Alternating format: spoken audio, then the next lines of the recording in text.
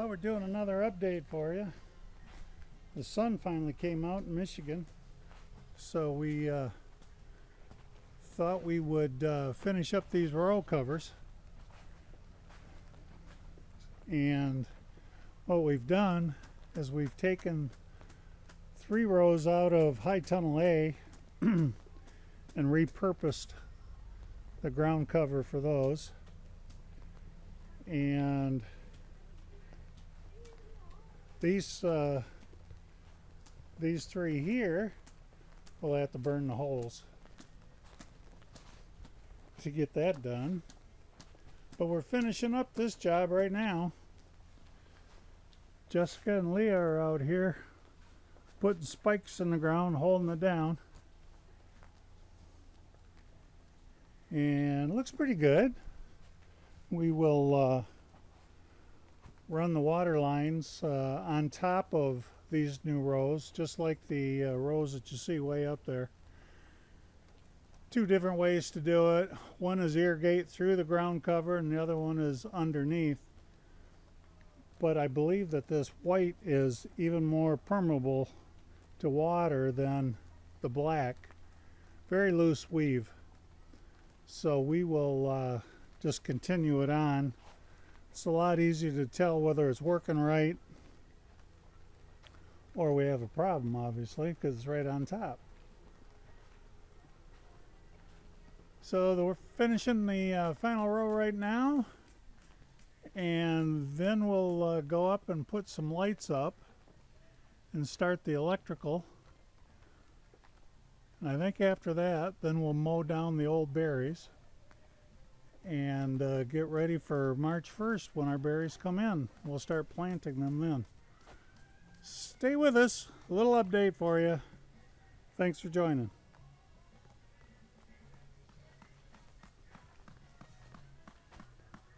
We're out here in High Tunnel C, and it is February 4th.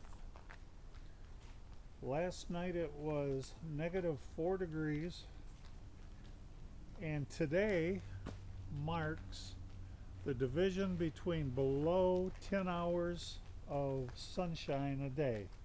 I think we're 10 hours and 1 minute today, and that marks the growing season for inside of the high tunnels. Actually, spin you around.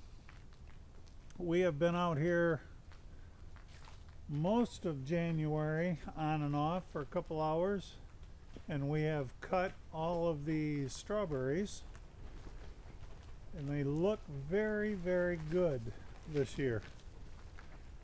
I'll show you what we actually are looking at when we look for how they made it through the winter. If you look, each post is 6 foot apart, and within that 6 foot linear feet we should have 24 plants that are alive. So if we come back here, that is our starting point that I'm going to count. And we have 1, 2, 3, 4. That one may or may not be alive. That one is 6, 7, 8, 9, 10, 11, 12, 13, 14, 15, 16, 17, 18, 19, 20. We have 21 plants that are still showing life. Now once this starts growing, those will pop right up and start to give us leaves. These plants will actually bear fruit the 1st of May. And as you can see,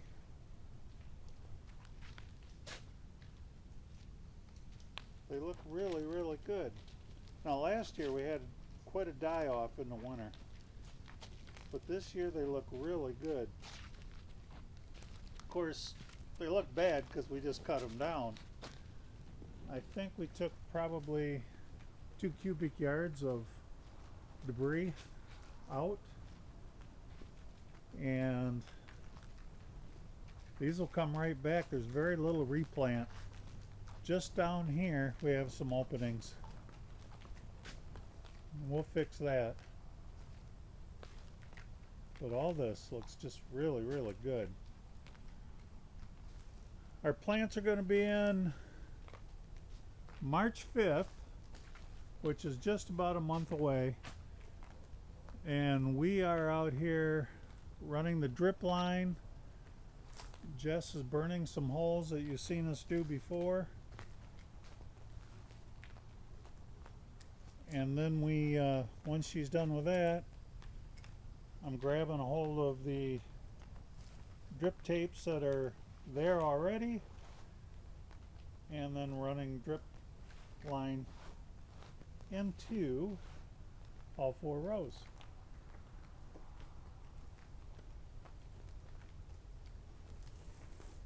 And if you're looking at this, you'll notice that the outside rows, or the outside row, has only 2 drip lines. We're able to get away with that because the outside of the high tunnel is the wettest. And it's the wettest because we have an extra 15 foot of water coming off the top every time it rains, and it sheds over there. So that is the wettest area, even in the summertime when it's dry. That still is the wettest area. We need the least amount of water. But in the inside 4 rows, very dry. That's why we're putting 3. So, thanks for tuning in. It's 2023. And we're well along. Stay with us.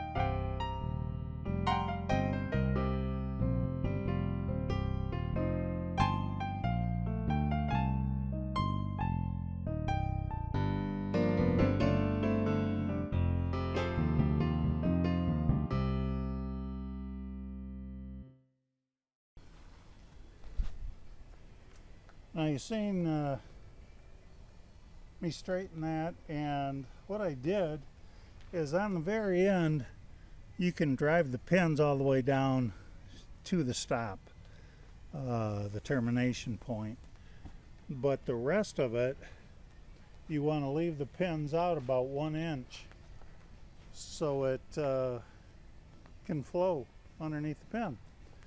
You don't want to inhibit the water flow at all for irrigation. And I just kind of kept it in line all the way down. And what we're using is 15 mil drip tape, which also is pressure compensating. So depending on whether my pressure drops or goes up, the flow will stay pretty much the same. And it should last more than 3 years. But inside the high tunnel we have converted to 15 mil drip tape for that reason.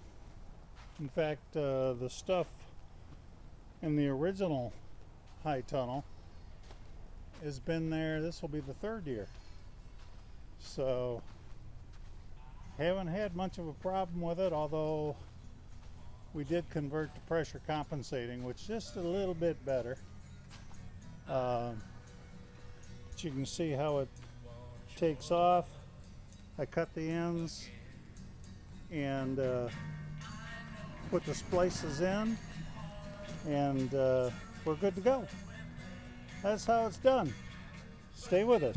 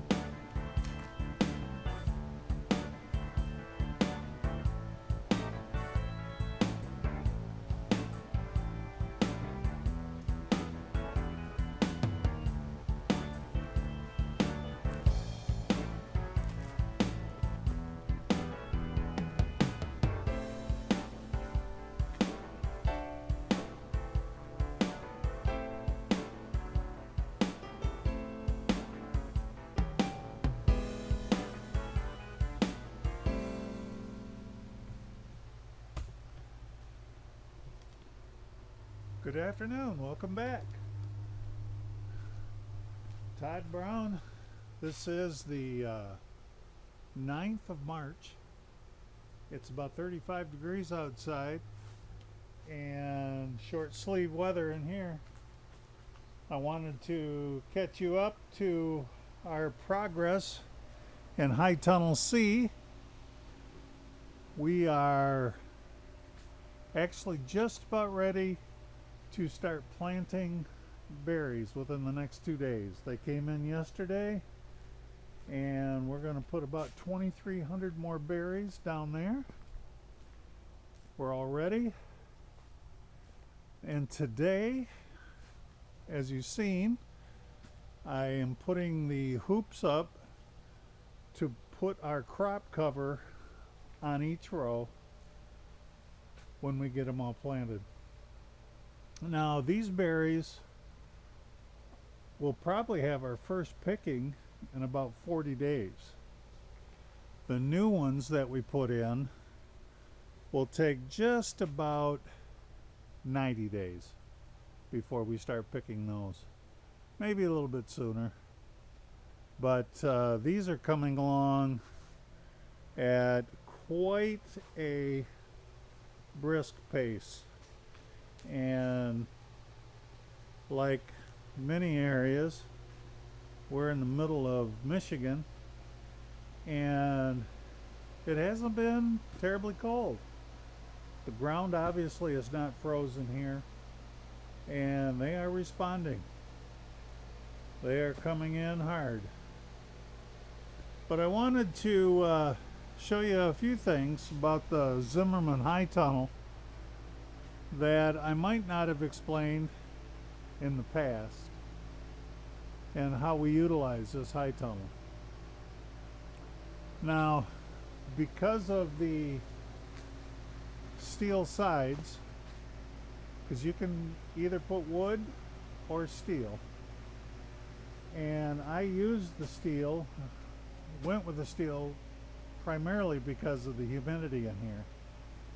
And you would have to change the wood probably every 5 years, along with the plastic.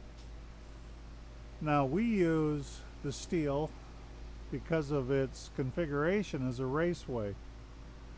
We actually have on the bottom, our fresh water comes in. Our fresh water comes in and comes right to here, and then goes up to the controlling head assembly, and I use the raceway as a water all the way down to the center, what is now the center of the high tunnel. And if I needed water down there to wash out, which you should do every couple of years, just put a sprinkler down there and let it run for an hour. I have that ability. And of course, it also goes over to the head assembly and then goes down from there, and every row has water for irrigation. What I completed, and I wanted to kind of show you, is the raceway also can be used for power.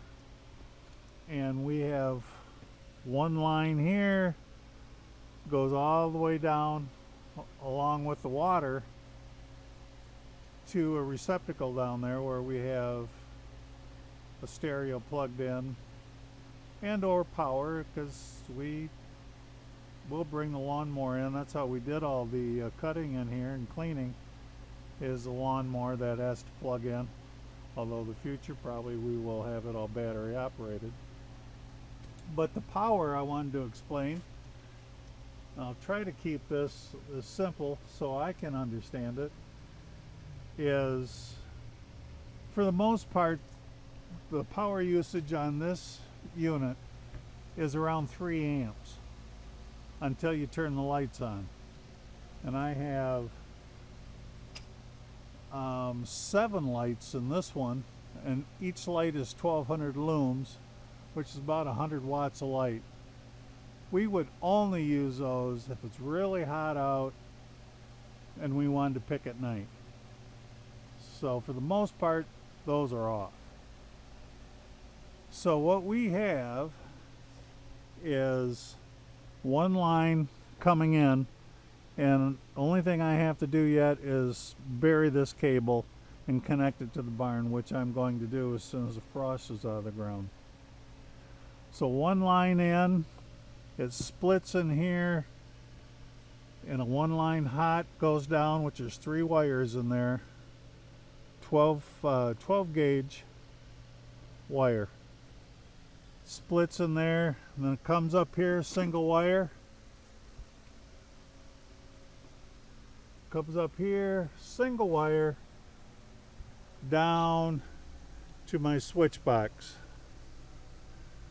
At my switch box, I divide that wire into 2. One goes to the switch, and then another hot line comes through. So at this point, I have 2 wires, 2 hot leads, a ground, and a common. Goes back up and around to that box.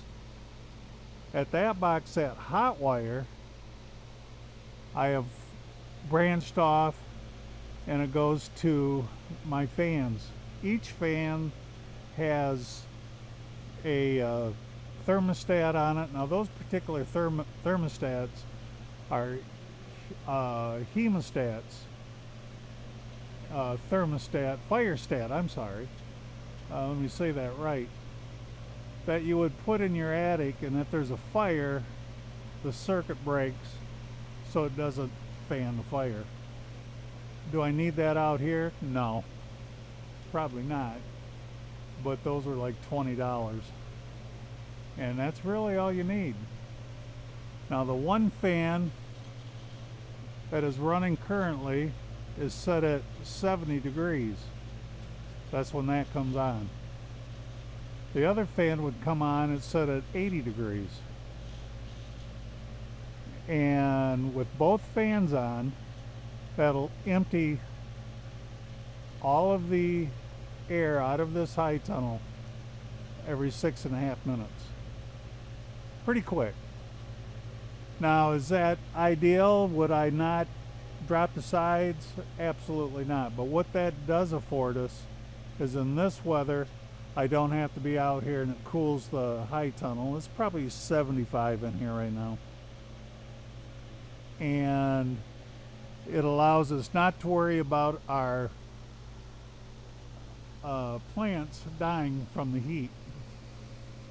So at that junction right there, I continue. I have 2 circuits still, one hot and one switched, and I run schedule 40 all the way down to the end, and those wires are pulled all the way down.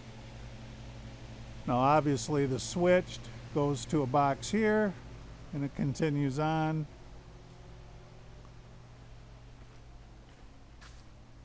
Another switch circuit. The hot wire circuit is still in there too.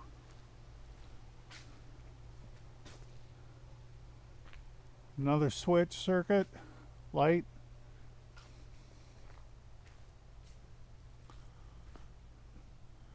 Switch circuit, and here's where I extended it. Now at this point I come down to a thermostat. What that thermostat does, and that is from my hot lead. It is not a switched, it's the hot one that I brought all the way down. And this one turns on and off the vent down there. So if I want to close the vent, turn it up here. You don't want that to actually operate this way. Right now I'm going negative static pressure in here because the vent is closed. You can actually see it. The plastic is being pulled against the ropes. So ordinarily I set this at 60, which is below by 10 degrees what that first fan comes on. So at this point I've got two hot wires. One is switched, and now the other one is switched also by this thermostat. So there's just 4 wires inside that Schedule 40. A ground, a common, and 2 switched leads from there. And it just continues on. There's another light. Another light.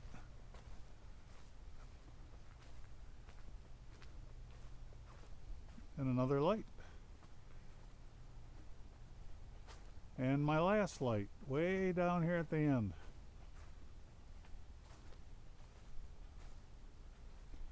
And at that point, I take the thermostat switched hot lead and I go to the vent. That's all there is to it. Until you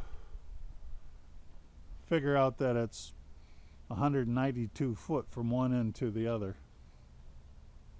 That makes it pretty complicated, but don't be afraid of doing it yourself. There's really only 4 wires, 2 circuits.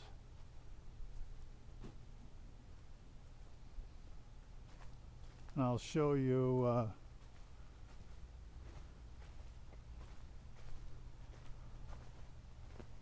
what this one looks like here. Not including this circuit. This is totally a standalone circuit, comes right off the hot lead in that first box. Right there it is. Here's my water right here if I need it. So that's how the high tunnel works.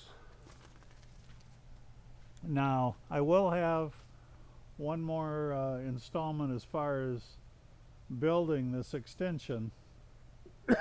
Excuse me. I have not put the drop down sides hardware on that side, although this side is active. And honestly, I only really need one side to really cool this down in the summertime, but I will activate that side also. So that's how this high tunnel works. That's how the power all works.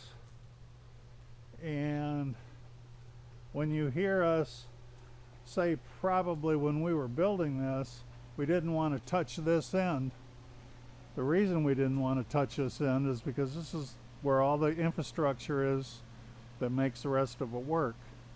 Not only the drop down mechanism, but all the power comes in to this side.